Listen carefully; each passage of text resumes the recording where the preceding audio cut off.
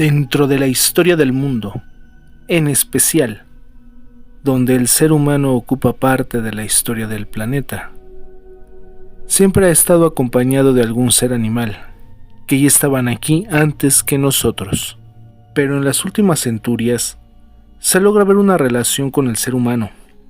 Como ejemplo tenemos al perro, los gatos, los delfines, las palomas, entre muchísimas especies que forman parte de la vida de nosotros. Y tanto dependemos de ellos, que en la gran mayoría nosotros necesitamos de su carne para sobrevivir. Entre todas las especies se identifica uno en especial, que acompaña desde hace muy poco tiempo, relativamente, a nuestros seres vampíricos. Y nos encontramos al murciélago, ese ser nocturno que acompaña a estos personajes, y se le da el poder especial al vampiro para poder transmutar en forma de murciélago y poder desplazarse a grandes distancias, en la noche y en silencio. Pero de todas las formas, el ser humano contemporáneo sabe que el murciélago es parte del vampiro. Pero ¿desde cuándo? ¿Cómo surge? ¿Qué significa? Y la pregunta más importante, ¿qué es un murciélago? Aquí analizaremos a este mamífero volador y veremos unas curiosidades que no corresponderían a su fama mítica, pero adentrémonos a detalle.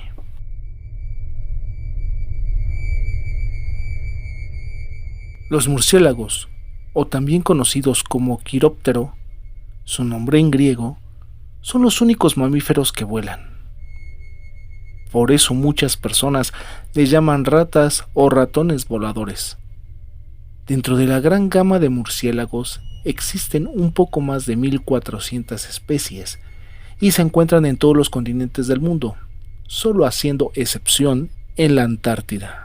Una de las características más importantes que nos brinda este mamífero volador es que ayuda a la polinización. También es un controlador de plagas, de insectos y de algunos pequeños vertebrados. Además, que ayuda a la dispersión de semillas. Los datos más curiosos de estos seres son que todos tienen las patas anteriores transformadas en alas, y más de la mitad de sus especies pueden orientarse por emisión de sonido, y las ondas sonoras las recibe, y de ahí va observando su entorno. A esta parte desarrollada se le llama ecolocalización. El 70% de las especies se alimentan de insectos. La mayor parte del restante se alimentan de frutas. Otros se alimentan de ranas, ratones, aves y peces. Y hay otros, llamados murciélagos vampiros, de la subfamilia Desmondotinae, que se alimentan de sangre. Dependiendo de dónde se encuentre, el tamaño del murciélago vampiro va de entre 7 a 9 centímetros aproximadamente y tiene un peso de 25 a 40 gramos. Es muy pequeño, y si además lo comparamos con su primo, el zorro volador filipino, con una envergadura de hasta 1.5 metros y un peso de 1.2 kilogramos. Otra curiosidad que encontramos es en la etimología de su nombre.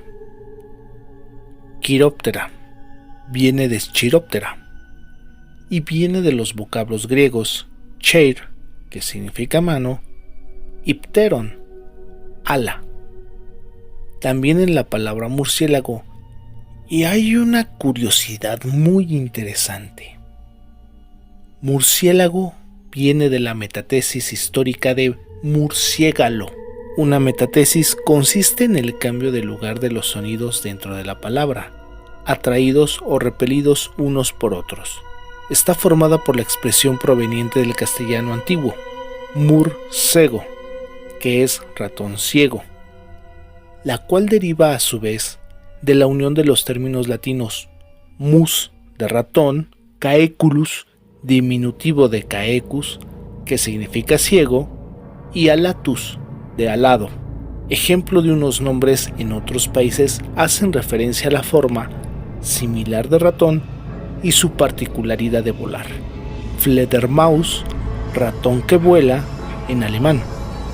Los chinos le llaman Zhenxi, ratón celeste. También se le conocen en náhuatl de México Tzinacan, aunque su significado profundo lo desconozco. Ahora, dentro de la variedad de especies, los Desmondotinae o los murciélagos vampiro son los únicos que se nutren con sangre, rasgo nutricional denominado hematofagia. Hay 3 especies de murciélago que se alimentan únicamente con sangre: el vampiro común, Desmodus rotundus, el vampiro de patas peludas, Diphylla ecaudata, y el vampiro de alas blancas, Deaemus youngi. Las 3 especies son nativos de América, extendiéndose desde México a Brasil, Chile, Argentina y Uruguay. Una principal característica es que el vampiro común ha desarrollado termorreceptores en su nariz y que le permite percibir la radiación infrarroja emitida por las zonas ricas en sangre en sus presas.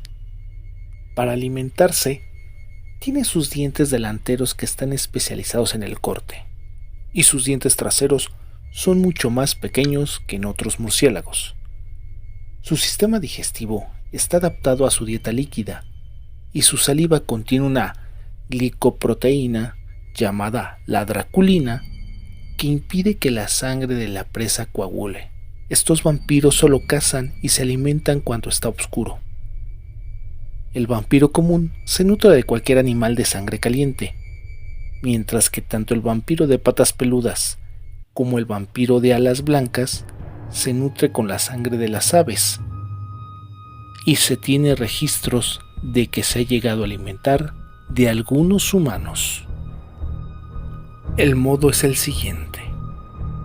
Primero, el vampiro ubica a su presa, aterriza cerca de ella y se acerca poco a poco caminando. Confirma que la víctima esté dormida o no se dé cuenta de la presencia. Ubica el lugar para hacer el corte con sus dientes y colmillos donde se va a alimentar. Finalmente corta y empieza a salir la sangre, y aquí nuestro amigo volador empieza a tomar la sangre que la absorbe. Mientras toma su manjar, saca su saliva, la proteína que ayuda a que la sangre no coagule, draculina. El murciélago vampiro necesita aproximadamente unos 20 gramos de sangre para alimentarse bien y para evitar morir. Solo puede estar 2 días sin alimento. Cabe mencionar que el primer encuentro que tiene el occidental con este vampiro se produce en lo que llaman la conquista de México. Hay varios escritos que hablan sobre estos seres como murciélagos que muerden. Aquí notamos la transgresión de este pequeño mamífero en la polarización más oscura, y reflexionamos que el murciélago de tamaño medio, el que nos muestran en el cine, es más como el egipcio o como el rojo de Puerto Rico, aunque no se alimenta de sangre. El que se alimenta de sangre solo se encuentra en América, y el murciélago vampiro que vive aquí es un ser de lo más pequeño y cabría en nuestra mano con sus alas abiertas, que cuando se alimenta de sangre hace una herida y chupa la sangre a lengüetazos y no succiona con los colmillos. Pero también hemos notado su importancia en el hábitat. Saber que ese ser que necesita de la oscuridad para poder alimentarse, poder volar en la oscuridad y tener la capacidad de volar y evadir las dificultades y sin ver, ¡qué maravilla! En la próxima cápsula veremos su relación con el vampiro y cómo se va asociando con este personaje literario, cómo entra en la literatura. En la ruta hacia los Cárpatos damos un homenaje a este pequeño ser volador, y gracias por ser emisario del Caballero de las Tinieblas.